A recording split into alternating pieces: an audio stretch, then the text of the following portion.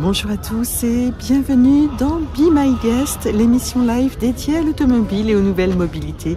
Je suis Stéphanie Cancel et nous sommes aujourd'hui sur l'autodrome de Montlhéry pour un événement tout à fait exceptionnel organisé par l'Ordre de Saint-Jean et l'Ordre de Malte pour les personnes en situation de handicap. Tout au long de cette journée, les personnes en situation de handicap ont la possibilité de faire un tour de circuit, même plusieurs tours de circuit, à bord soit d'une voiture de collection, soit d'une voiture récente. Cet événement a pour but d'ouvrir de nouveaux horizons aux personnes privées de mobilité, mais aussi de combattre certains préjugés liés au handicap. C'est donc une émission placée sous le signe de l'émotion que je vous propose de découvrir aujourd'hui. J'espère que vous y prendrez autant de plaisir que j'en ai eu à la filmer.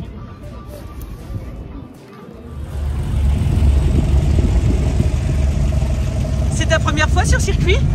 Oui? Ah, c'est chouette! Alors, c'était comment? Bien. Bien? Envie de recommencer? Ouais. Ah ouais. Ça va vite, hein. Patrick de Dumas, bonjour. Bonjour. Vous êtes cofondateur de ce magnifique événement, Malte et Saint-Jean à Montlhéry. Est-ce que vous pouvez nous parler de la genèse de l'événement? Montlhéry est un circuit qui est très important dans l'histoire de l'automobile en France. Et j'ai eu l'occasion d'y venir un certain nombre de fois en voiture ancienne à la fin des années 80, au début des années 90. Et j'avais très envie de faire quelque chose à Montlhéry, d'organiser quelque chose à Montlhéry. Le circuit de Montlhéry a fermé pendant quelques années. Et quand il a rouvert, j'ai sauté sur l'occasion.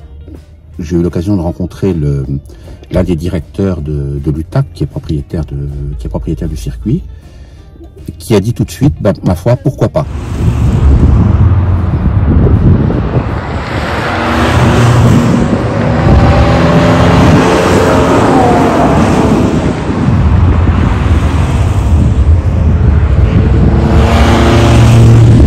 Je suis membre de l'Ordre de Malte moi-même, et donc j'ai initié cette opération pour les résidents des maisons d'accueil de l'Ordre de Malte qui accueillent des personnes, des handicapés ou des personnes défavorisées d'une façon un peu plus générale. Et là-dessus, l'un de mes amis, qui lui est membre de l'Ordre de Saint-Jean, qui est, pour faire simple, la branche protestante des hospitaliers, donc l'origine est la même, entre Saint-Jean et Malte, l'origine est la même, et les deux ordres se sont séparés au moment de la Réforme. Et donc cet ami m'a dit tout de suite, mais moi je marche avec toi et on fait ça, Saint-Jean et Malte, ensemble, je suis avec toi et je te soutiens. Donc on a commencé comme ça en 2010, et en 2010 on devait avoir une soixantaine de voitures, beaucoup de voitures anciennes, plus que ce qu'on a vu aujourd'hui en proportion, beaucoup plus de voitures anciennes et moins de modernes.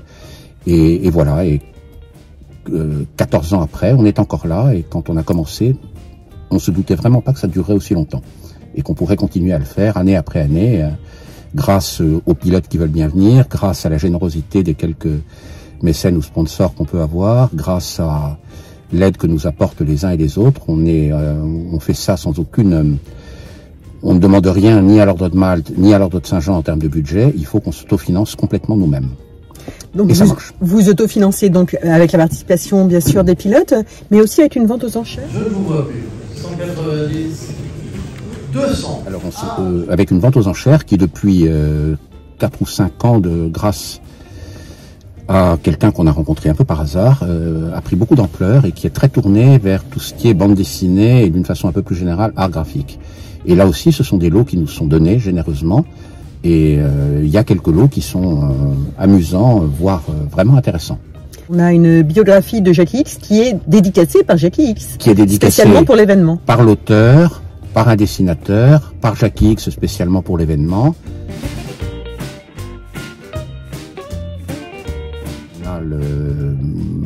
La fondation, je crois que c'est la fondation Michel Vaillant, je ne sais pas exactement quelle est l'entité juridique, qui nous donne ce qu'on appelle un art stripe, c'est-à-dire un immense agrandissement d'une case d'un Michel Vaillant. Et cette année, on a la couverture du Pilote sans visage, qui est un magnifique dessin de Jean Graton. Donc des tirages d'art spéciaux faits à partir des premières bandes dessinées de Jean Graton. est-ce qu'il y a un turnover dans les bénéficiaires en fait de cet événement? Je sais qu'il y a un certain nombre de résidents qui viennent tous les ans, qui sont vraiment accros, qui adorent ça. Il y en a d'autres qui viennent une fois et il y en a quelques-uns qui ne s'appelaient pas. Tout le monde n'aime pas tourner sur un circuit, il y a des gens qui ont peur, il y a des gens qui ont des handicaps qui font qu'ils peuvent souffrir à un moment ou à un autre dans la voiture. Il y en a qui ne reviennent pas, mais il y en a qui sont complètement accros. Et j'ai notamment un exemple qui me vient à l'esprit parce que je le connais par ailleurs familialement, d'un résident d'une maison de Malte en région parisienne. Ses parents sont partis s'installer dans le Midi, il a été obligé de suivre ses parents, il est résident dans une maison du Midi, il est désolé. Et il attend avec impatience que je vienne le chercher pour le faire tourner n'importe où autour de chez lui, que j'aille le promener en voiture ancienne, et il était là tous les ans. Parmi ces résidents des ordres de Malte et de Saint-Jean, vous avez en fait tous les profils, ça va des très jeunes jusqu'aux personnes plus âgées, il y a des hommes, il y a des femmes qui sont là aujourd'hui. Alors on a tous les profils, à ceci près qu'on n'a plus le droit maintenant d'embarquer d'enfants de moins de 12 ans, on en avait quelques-uns au début. On n'a plus le droit de les embarquer. Les réglementations du circuit font qu'on ne peut plus les embarquer. Mais autrement, on a tous les âges, on a des hommes et des femmes. On a des handicapés moteurs, on a des handicapés intellectuels, on a un peu de tout. On a également des gens qui sont, ça c'est l'ordre de Saint-Jean, qui gèrent des maisons à côté des hôpitaux pour l'accueil de malades de longue durée qui viennent quelquefois d'un peu loin, et donc l'ordre de Saint-Jean accueille leurs parents pour que les parents puissent être à côté d'eux. Il y a quelques parents qui sont là aussi, donc on a un peu tous les âges, hommes et femmes bien sûr, et les femmes ne sont pas les dernières à chercher à monter dans les voitures. Ah, j'en ai rencontré quelques-unes qui allaient de voiture en voiture. Hein. Elles aiment, oui, elles aiment bien.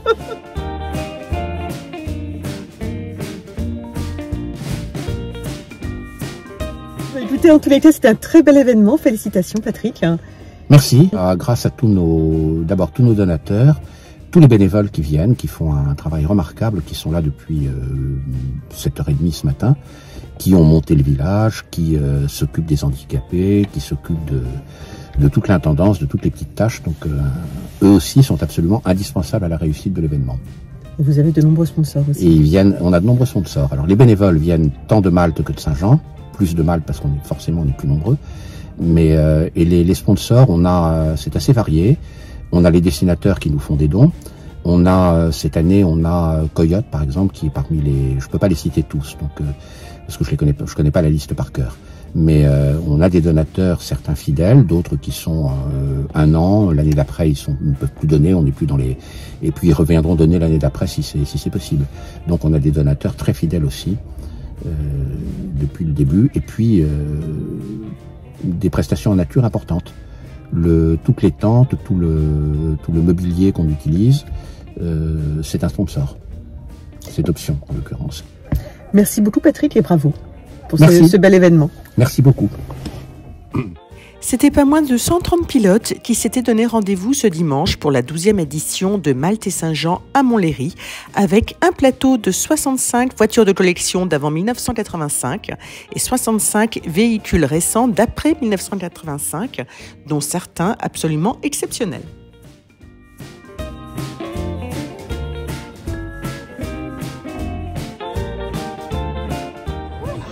Ok, rouge. Et il y en a une superbe rose tout au bout là-bas. Ah oui, on l'a vue la rose. Tu veux la voir? Elle est très grande. Elle est énorme, elle est rose, elle est magnifique. S'il te plaît.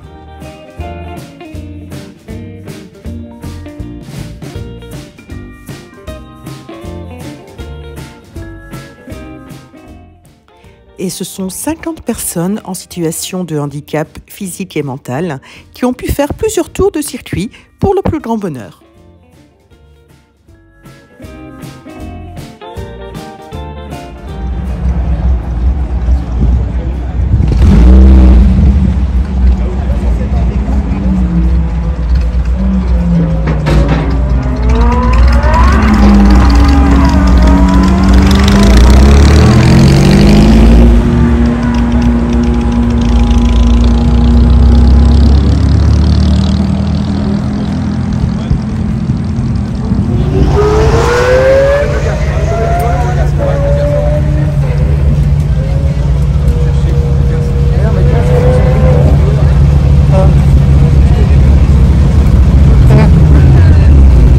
c'est superbe, hein. Frédéric, bonjour. Bonjour. Alors Frédéric, nous sommes aujourd'hui sur le circuit de Montlhéry pour un événement exceptionnel. Il faut le dire à tout point de vue. Alors c'est un événement que je qualifierais volontiers d'extraordinaire au sens premier du mot. Il est extraordinaire, c'est-à-dire qu'il sort de nos habitudes. Pour les propriétaires d'autos anciennes, modernes, sportives, eh bien ils ont des copilotes d'un jour qui sont des gens qui n'ont pas l'habitude d'avoir avec eux dans leur voiture, parce que ce sont des personnes qui n'ont pas l'habitude de prendre la voiture, mais qui aiment l'automobile et qui ont une soif de mobilité, de déplacement, parce que ce sont des personnes handicapées moteurs, des personnes handicapées mentales parfois, et des personnes en situation de détresse ou de précarité, et qui ont aussi des rêves, éprouvent des émotions. Et Malte et Saint-Jean à Montlhéry, dont le sous-titre de l'émission est Sport, Auto et Handicap, eh bien, tout est résumé dans ce titre, c'est-à-dire c'est la rencontre improbable de deux mondes qui ne se côtoient pas très souvent, et en tout cas pas toujours de manière heureuse évidemment, et c'est la rencontre improbable de l'immobilité subie et de la mobilité choisie. C'est un événement qui plaît aux pilotes également? Ah oui, alors nous avons la chance d'accueillir cette année presque 130 voitures. Nous avons commencé il y a 14 ans une vingtaine évidemment, mais c'est la logique de toute manifestation, de tout rassemblement. Alors oui, nous avons un noyau dur, je dirais plus des 2/3 des gens qui sont là sont des fidèles.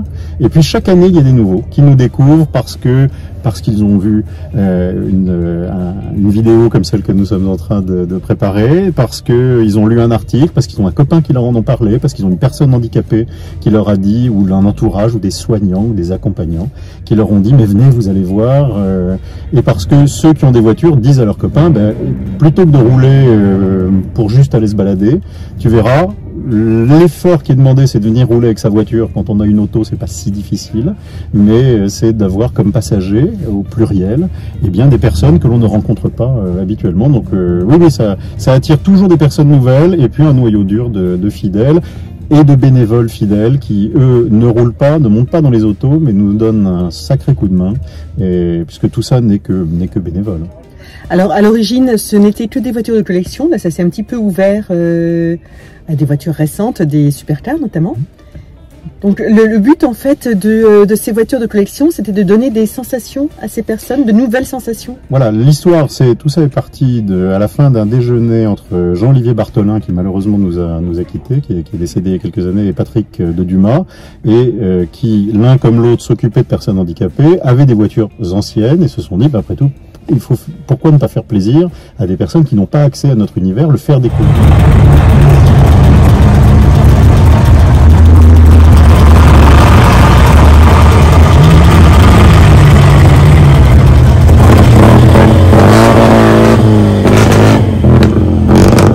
Et nous aimons ces voitures parce qu'elles nous parlent, parce que nous éprouvons des sensations visuelles, la forme des autos qui a changé. Nous éprouvons des sensations olfactives, les matières, le bruit, l'odeur, etc., etc. Faisons vivre cela à des personnes handicapées qui sont ultra réceptives aux sensations, aux émotions.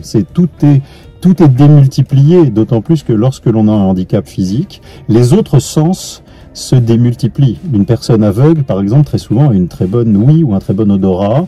Une personne qui n'est pas capable de marcher a un toucher qui s'affine à une perception des choses qui est différente. Donc c'est parti des autos anciennes de manière organique, je dirais, en quelque sorte. Et puis petit à petit, ça s'est ouvert pour des raisons diverses. D'abord parce que les propriétaires de voitures qui nous accompagnent eux-mêmes ont des autos différentes et nous ont proposé de venir avec des voitures différentes. Parce que les enfants que nous accueillons ou les jeunes adultes, certains aiment aussi des voitures d'exception plus modernes.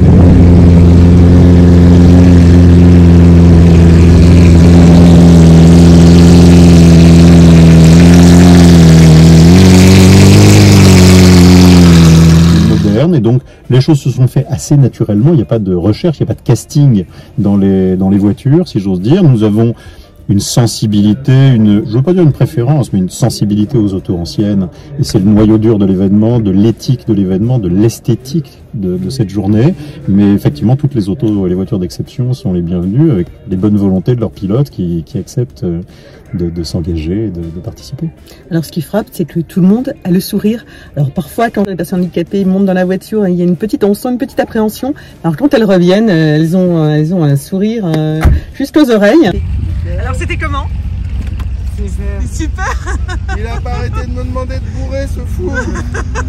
C'est la plus immense des récompenses. Nous, tous ceux qui sont là, nous n'existons pas individuellement. C'est le centre de toutes nos attentions, de tous nos soins, de tous nos souhaits avec cette journée. Ce sont les personnes handicapées ou défavorisées. Ce sont ceux qui les accompagnent, les soignants, les personnes de l'entourage, les personnes de leur famille, parce que c'est une épreuve au quotidien aussi d'avoir dans sa famille une personne handicapée. Ça demande de l'attention, des soins.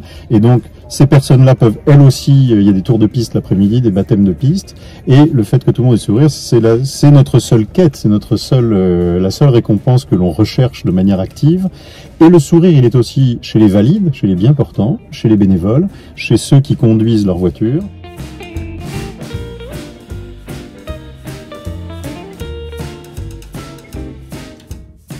Et qui, eux aussi, rencontrent des personnes handicapées. C'était vraiment la rencontre, elle est mutuelle. Les voitures anciennes rencontrent les voitures modernes, les personnes handicapées rencontrent les valides, mais les valides rencontrent aussi des personnes handicapées, voient que les personnes handicapées, eh bien, je dirais parfois, il n'y a rien à voir, ce sont des personnes normales. Voilà, alors j'allais dire, c'est un peu... On voit qu'il n'y a rien à voir. C'est une découverte dans les deux sens. C'est une découverte dans les deux sens. Parce que quand on n'a jamais été confronté à l'univers du handicap, quand on n'a jamais eu près de soi quelqu'un qui n'a pas la même mobilité que soi, on est parfois un peu gauche au début, on ne sait pas si on peut prendre le bras, est-ce qu'on peut attacher la ceinture parce qu'on va lui faire mal ou pas, et puis on se rend compte que il y a des soins particuliers parfois à apporter aux personnes fragiles, mais que en fait on voit qu'il n'y a rien à voir, c'est que ce sont des personnes absolument normales et qui ont beaucoup d'émotions, parfois des émotions démultipliées, surdémultipliées, ça c'est assez chouette aussi. Alors est-ce que vous avez des retours du personnel médical qui s'occupe de ces personnes handicapées après un événement tel que celui-ci ? Oui, beaucoup. Nous avons des médecins, nous avons des personnes de l'entourage qui nous disent à quel point les handicapés moteurs comme les handicapés, que ce soit physiques ou mentaux, tirent quelque chose de cette journée de très important. D'abord, la distraction. Quand vous êtes handicapé dans une institution de handicapés, vous êtes dans une bulle protectrice, très confortable et autant que possible, mais isolée d'une certaine manière du monde. Et là, ils ont une emprise directe, réelle sur le monde extérieur. Ils sortent du bus à 7 h du matin, il fait froid, ils n'en ont pas l'habitude, il pleut, ils n'en ont pas l'habitude, la voiture démarre, ça fait du bruit, ils sursautent, ils n'en ont pas l'habitude. Et tout ça est très très positif parce que ça les met dans la vie. Ça les met dans le réel, dans le quotidien, dans une chose simple et palpable, et ça a beaucoup d'importance pour eux. Ça leur met du baume au cœur, pour une distraction de leur quotidien, de leur routine. Quand on est handicapé en fauteuil roulant dans une institution, on déjeune tous les jours à la même heure, on fait les mêmes gestes chaque jour, parce que le geste inhabituel est un effort, aussi est un risque, est une crainte, alors que là on essaye de les tranquilliser, de les sécuriser autant que nous le pouvons, avec évidemment les imperfections qu'on peut avoir parfois, ou les maladresses. Et puis pour les handicapés mentaux, eh bien, c'est peut-être moins quantifiable, moins mesurable, mais ce sont des émotions. Et les praticiens, les médecins, je ne suis pas du tout, disent que c'est extrêmement important dans les formes de handicap d'avoir aussi ces stimulations mentales que là, pour le coup, je ne suis pas capable de décrire ou de commenter, parce que je ne connais rien. Bien sûr. En tout cas, c'était un très bel événement. Félicitations. Ah, si on veut participer comme avec sa voiture, il faut être membre de l'ordre de Malte. Non, là, loin de là. Non, c'est ouvert à tous. Nous avons un site une plateforme de billetterie WizEvent qui est donc qui est en ligne sur Internet. On a évidemment il y a eu longtemps une page Facebook parce qu'il y a 14 ans, ça fait un peu old school d'avoir une page Facebook, mais il y a 14 ans il n'y avait pas TikTok, et donc on a su évoluer. Alors il n'y a pas de page Instagram pour des raisons juridiques et pratiques, je ne rentre pas dans ces détails-là, mais non, c'est tout à fait facile de nous écrire, de nous trouver. Il y a une adresse mail toute simple, Malte Montlhéry, qui change à chaque fois, c'est Malte Montlhéry 2024 pour cette année, l'an prochain sera Malte Montlhéry 2025 @gmail.com, et on nous envoie un mail et puis on s'organise, c'est très facile, hein. Non, il n'y a pas pas besoin d'être membre, de cotiser, rien d'être dans un club, non, rien de tout ça. En fait, en tous les cas, l'événement connaît un succès grandissant parce que vous avez de plus en plus de voitures tous les ans. Ah bah, une vingtaine au début, il y a 14 ans, presque 130 voitures cette année. Donc évidemment, quand on change la dimension des choses, on change aussi les problématiques et les défis. Donc pour les quelques bénévoles que nous sommes, à donner un peu de notre temps libre à ça, c'est aussi un défi d'avoir du monde. Mais c'est un merveilleux défi, mais c'est un défi. Oui. En tous les cas, ça permet aux personnes qui bénéficient de cet événement de faire plusieurs tours de circuit. Et ça, c'est chouette, et d'essayer plusieurs voitures. Là, j'en ai vu quelques-uns qui enchaînaient les Aston Martin, les Porsche, les Ferrari. C'est ou les Panhard, il n'y a pas que des voitures de luxe. Ou les Panhard aussi. Voilà, oui, non, il y a des...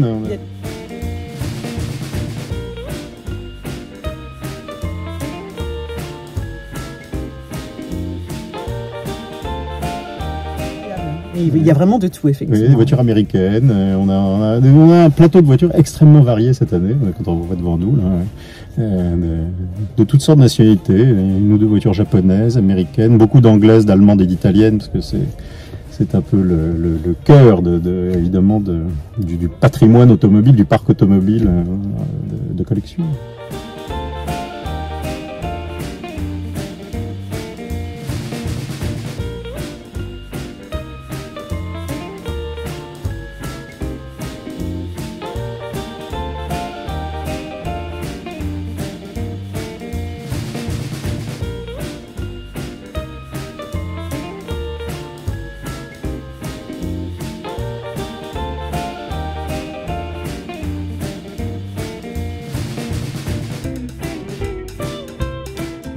Merci beaucoup, Frédéric. Merci infiniment, Stéphanie.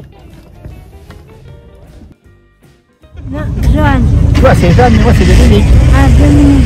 Ok, bah écoute, on va t'installer. Et moi, c'est Stéphanie. Bonjour, Stéphanie. Bonjour, Joanne. Pour rester derrière. Ok? Let's go. Alors, on va reculer un petit peu de l'eau s'il y a la porte.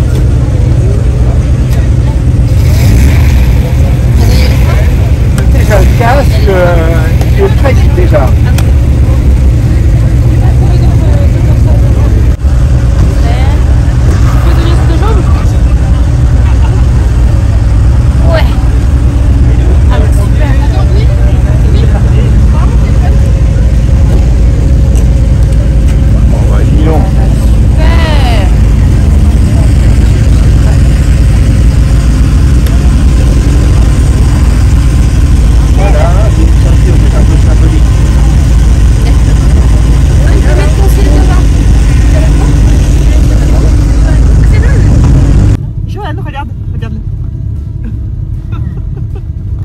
On va partir sur le circuit. Et on va aller vite. Ok, super.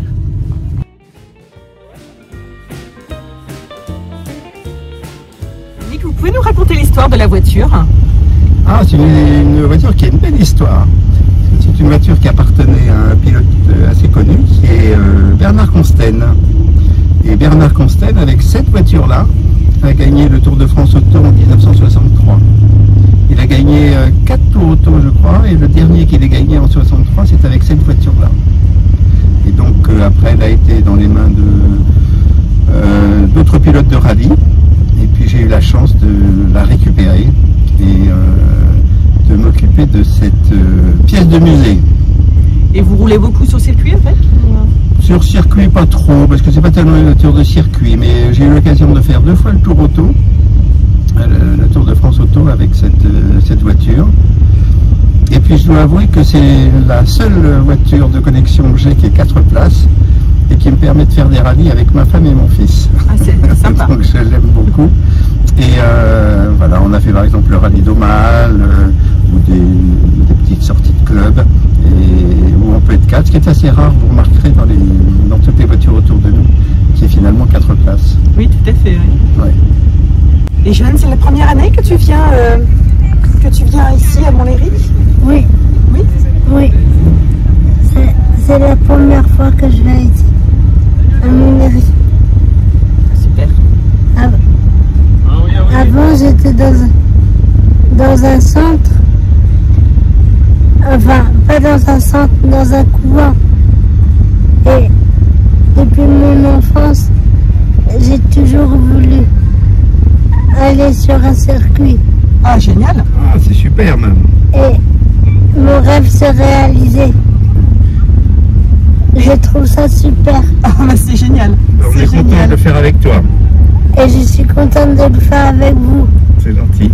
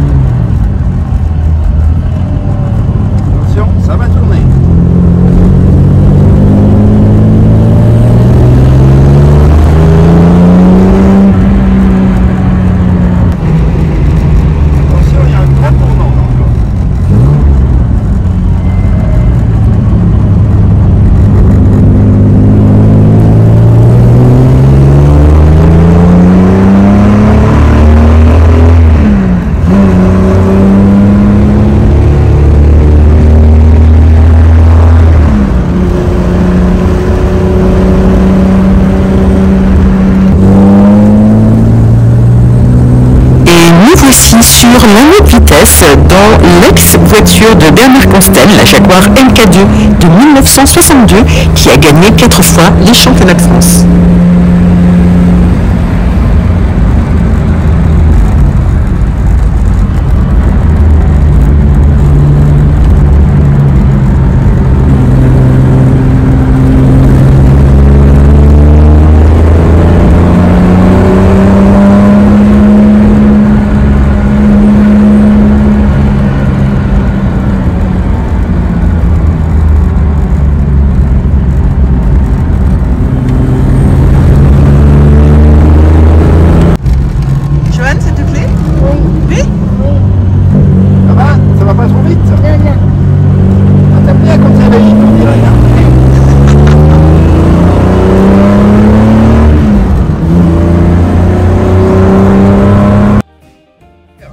Alors, ça t'a plu? Oui.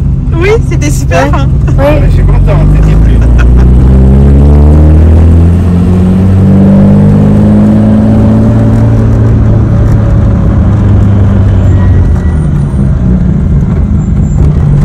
Oui. Sur l'aile, je crois que je vais marquer le tien. D'accord. On fait un petit bravo, un truc.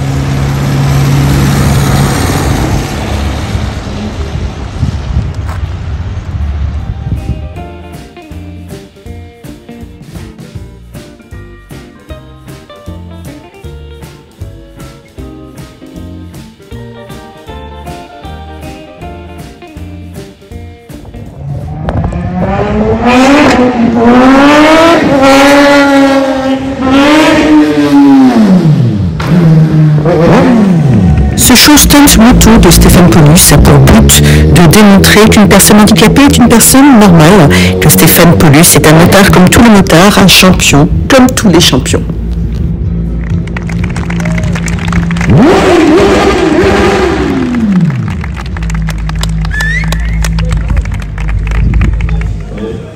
Colonel, cher Gaëtan, c'est avec beaucoup de plaisir et d'émotion que nous remettons aujourd'hui ce chèque d'un montant de 1500 €, qui souligne à la fois la générosité et l'engagement de l'Ordre de Malte, de l'Automobile Club de France et de l'Ordre de Saint-Jean pour aider la réhabilitation par le sport de nos militaires, nos héros qui, nous espérons tous, n'oublions pas qu'ils servent notre pays chaque jour. Voilà. Merci encore, merci Gaëtan de soutien de cette initiative. Et nous espérons que vous serez nombreux dans le futur à continuer à soutenir cette cause. Merci.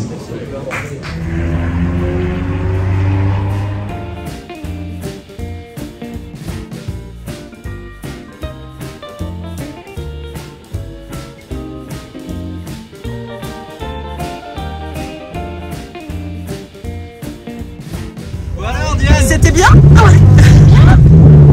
fait le tour et le deuxième tour on a été plus vite parce qu'il y avait presque plus personne. Ah chouette!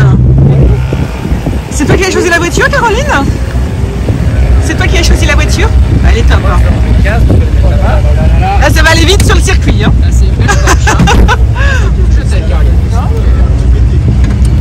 Oui, attention à ta tête.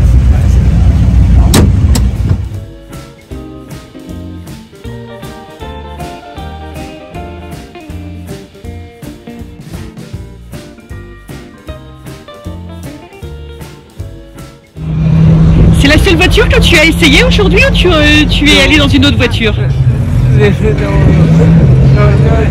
D'accord. Et c'était laquelle la mieux? Ouais, c'est elle.